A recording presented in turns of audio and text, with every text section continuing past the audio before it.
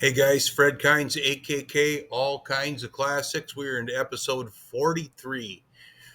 Episode 43 is just polishing off the details on the floor and moving on to other things. So the dreaming starts again on what's going to happen next, and here we start the next. So enjoy the video, like, subscribe, comment, and please have a good day. Well, here we are again. Now, I did continuously weld the front, ground it, flushed out the rear mount pockets, and then took a flapper and went around this whole thing, and then of course cleaned up the corners because you can't get the flapper in the corners. Cleaned the welds off. Let's see if I can zoom on the top of the pipe right there. Just clean those so I have enough clearance for the battery tray. So the tray is going to be 3 inches deep, and I've marked up this sheet, so that's the depth, and this is the flange on the top that'll bend back.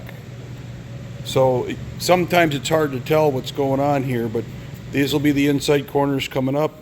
These will be folded over, and then I can weld these corners and then weld these corners together to form a box. So basically, that's the phase that I'm at. I am going to run a couple of bead rolls in them, just for strength on the floor, and then start breaking it. So more on that later, but it's going really well. Just got to make some lines on it now to get a couple of beads in it.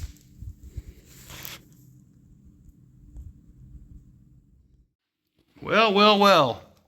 Look at what we have here. Got it spotted in, or plug welded in. Ran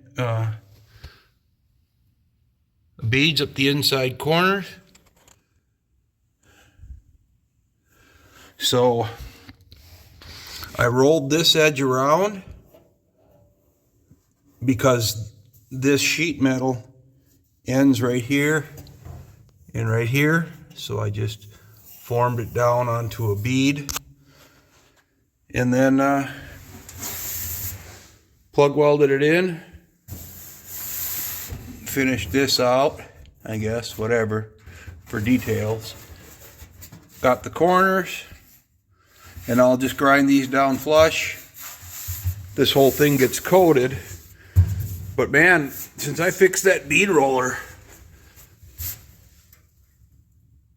one person can roll a straight bead now. That's a night and day difference. Night and day. I am so happy with that. So we'll get a shot from the back. So the battery, it's 7 5/8, 7 3/4, 7 3/4, maybe just a little skosh shy, because it's 7 7/8 on the opening, minus 2 material thicknesses. But the battery will sit in here, relay bank, for whatever peripherals, possibly even the engine control module. I don't know yet if it doesn't fit up on the firewall. But my wiring, if you remember, that's 3/4 inch tubing. So I have a 3/4 inch valley up the firewall. If you remember from yesterday, that I welded on that, connected those two tubes together. That's a hole chase then. I'll drill a hole, put a rubber grommet in there, and run my cabling right on up the firewall. In fact, I could probably even put a plastic or tin cap from the bottom up above the drive shaft, so I have a chase to send anything up there. You'd want it removable, of course. But boy, this is a day to remember for me because of the amount of work. I got, a couple of weeks into this now? But he's really turning out nice. Really turning out nice. It's just remarkable. I mean, for me, it is. I'm really excited because this kind of progress doesn't come this fast, but I've put a lot of time into this. That's the old Harbor Freight bead roller that I showed earlier. My roller, sheet metal roller, and for 18 gauge, I can brake on here. I got a top piece that I just pulled the hinges off, and I can brake on that. And that's what I did. That's what I did. So it took a little, still took a little tap, tap, tap and stuff like that, but I'm very proud of it. I think it turned out spectacular. So it's good for roughing in. A real brake would be great. I'm going to a machine shop next weekend, and he's selling a bunch of stuff, so I may be able to pick something up. It sounds like he sold a 4-foot brake, which would have been ideal. 5-foot would be ideal for me. But if you had a 4-foot brake, I mean, that covers so many things on a car. But, you know, all this stuff I broke here, all this, all that, obviously in other videos. But it takes a lot of work out when you don't have to tap, tap, tap, tap, tap, and hold a die behind it and hit it with a body hammer. As you can see, there's one right there for getting that in. Okay, that has been a great day. I'm going to start working on wife projects, honeydews, and go from there, which involves stainless steel welding and building a rake and a lot of other stuff. Thanks for watching, guys. This has been a journey and a very, very, very enjoyable one for me. So I'll grind her up. You'll see it in a future video. But at this point, this floor is in. Well, hi, guys. I moved over to the frame. Those were the original shock mounts. These are the new ones. I moved them in. Oh, let's see here. On the radial, about 6 inches. Horizontally, about 5. So I clocked them up. And a couple of things happened. Number one, I approached the bump stop on the shock where I was 1.5 inches, 2 inches above it, probably 1.5 inches. So that got me closer to the bump stop, and it took the angle. You can see the lower bracket much more vertical. Ride height is the same. It's still, in this case, 11 inches at ride height, center to center, because I went up. Originally, when I mounted these, I was trying to find a location that was not above. Now clearly I could have slipped those brackets higher up, but I chose not to. I chose to make them flush with the top because I knew that was going to cause interference. But when I came to raise the floor, I realized that I wanted support, frame support for the rear seating area, and where the floor had to come up. See? Just for clearance. Again, it's setting on the frame bump stops right now. But where the floor had to come up for clearance, I chose to make pads up there, and I knew that I was going to have to drill. And at that point, I knew I got to clock those up. That angle was too severe when it was all the way down. I needed to clock them up, get a little less severe angle so I can get better use of my springs, and that's what I did. So I just took a piece of, it's actually 1 7/8 bar stock, round bar. I cut a taper on it in the lathe on the weld side, drilled a hole to 37/64, tapped it to fine thread 5/8. Now, you know, a standard 5/8 nut is about 5/8 of an inch thread length. This is 1 inch, 960 to be exact, 0.960, because I faced both of them. And so at 960, I've got, you know, about twice the thread. Not quite twice, but, you know, 1.6, 1.7 times the thread depth. I went and punched the location on the square tubing by measuring, drilled that out, and threaded that 1/4-inch tube. Pardon me, 3/16 tube. I threaded it to 5/8 as well. So when I clocked everything in, I could snug these up against it. Not, just before hand tight, or, firm hand tight. So my threads would interface. And then proceeded in welding it. So now I've got my upper shock mounts at a more vertical, a more appropriate angle. And I'm just more comfortable with that. It's if I need to go to lighter springs, I'll go to lighter springs. They're 150 pounds per inch on these springs. They'll be compressed 3 inches at right height. So I'm satisfied with that. And what is that? 150, 450, 900, 900 pounds at right height on the back. So I'm satisfied with that. I'm going to take that and run with it. So anyway, I just did that tonight. And that's really about it. I threw a piece of exhaust pipe in there to try to identify with the exhaust pipe routing, I guess. I can talk about that. He's going to come out there. I'll come in behind here, and then I'll loop over, and then I'll have to turn. I'm going to exit in that location there where I'm going to come out and back underneath the fender. Those mounts, all is not lost.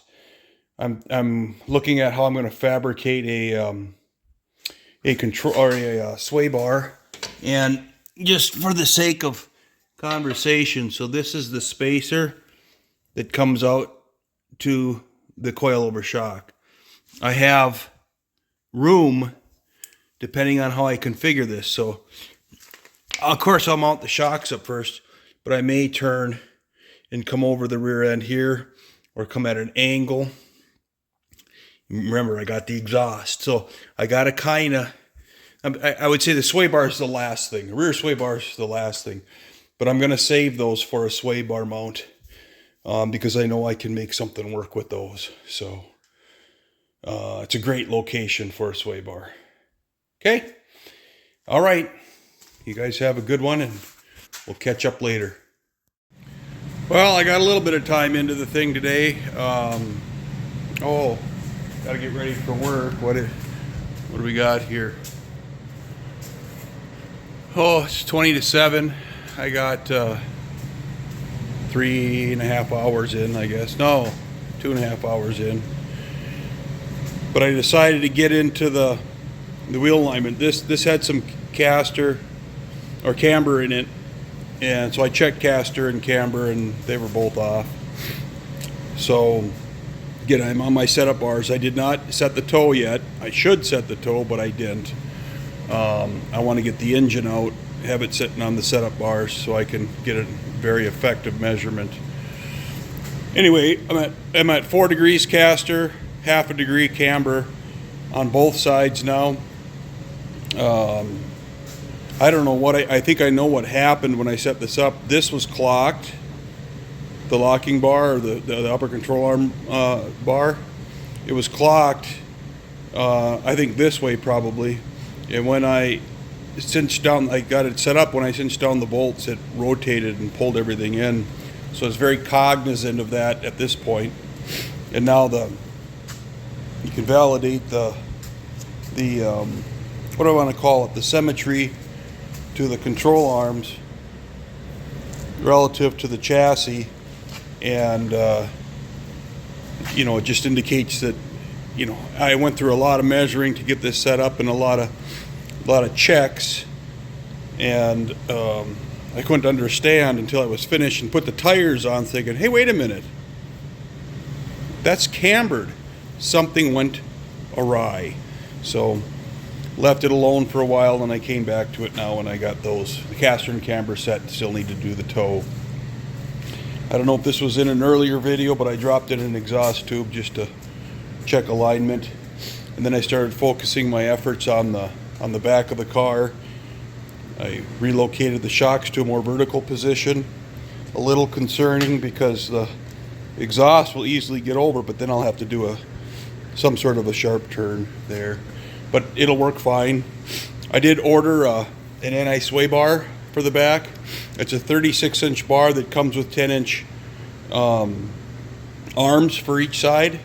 And so when I get it, I'll get that mocked into here.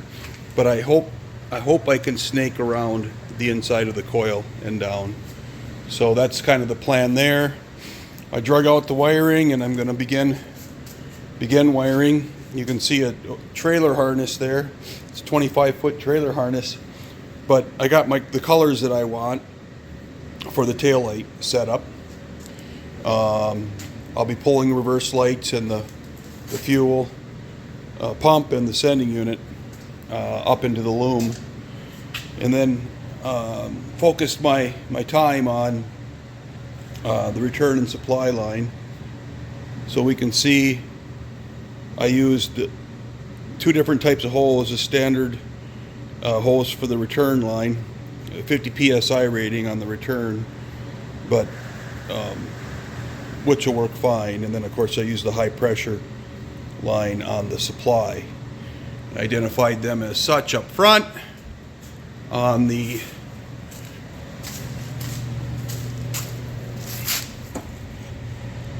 supply and return. So at this point I'm looking for, I got to go get a 1/4 inch pipe to AN fitting. All I have are -3 to -3, and so I need to get 1/4 inch one side to -3 the other side, and then I will complete that routing. So then that'll be done. Move on to the wiring. I wanted the fuel line in because I wanted to make sure wherever my interference was, I'd rather snake the wire around the fuel line, the more rigid fuel line, than the fuel line around the wire. Did a little bit of touch-up paint. That's what's drying, because I had to open the hole up. This was a round hole, and I had to open it into an oval so that I can get both lines through. So I'm happy with it, and we are moving forward. I did check the pinion angle, and what I'm going to do, I'm on my pinion, I'm at 1 degree up, and the engine, which was at 0, is on now 1 degree down. And one of the issues is, and I was hyper aware of it, and that's why I'm taking the time, but is the settling that occurred on the engine mounts, on the rubber engine mounts. So now that it's holding a significant amount of weight, I know that I need to go up 3/16. So I'll add a 3/16 washer on the top side, on each side here, to bring that engine up to match the angle of the rear. I'll be within 1 degree on the rear suspension. So, but I'm a little sloped, right? I'm a little sloped negative here, and I don't like that. And that is a result of settling. But such is life. He's been sitting in there for, geez, about a month now. And so I know there will be more weight on it. But when you kind of consider the fact that it's been setting, that rubber is compressing and of course getting harder and harder and harder, I don't anticipate a significant amount of drop. Maybe I'll go with 1/4 inch, versus 3/16, something of that nature. But when I get in and start setting that up, that'll be the point on that. And of course I took a note, put it on the whiteboard so I never forget.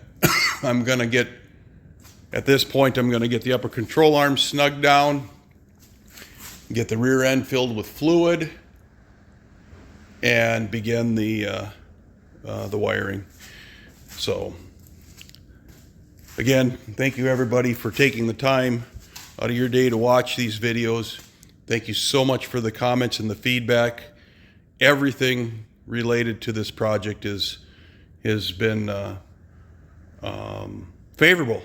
I've had spectacular comments. There's of course critiques, but when you really think about it, you need that. You need that information to grow and to learn. So I've been very satisfied with everything this far as we move forward into this project. Thanks. Hey folks, not a ton to report today. I did put the fittings on the supply lines for the tank, and as I was tightening them down, I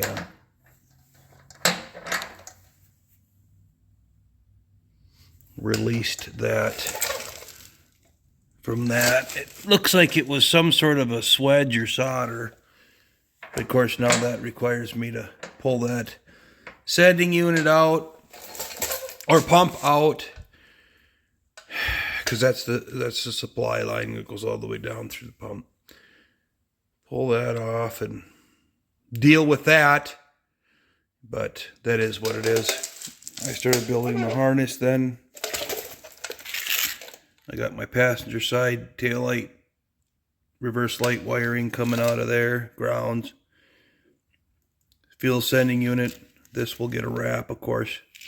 Seal it.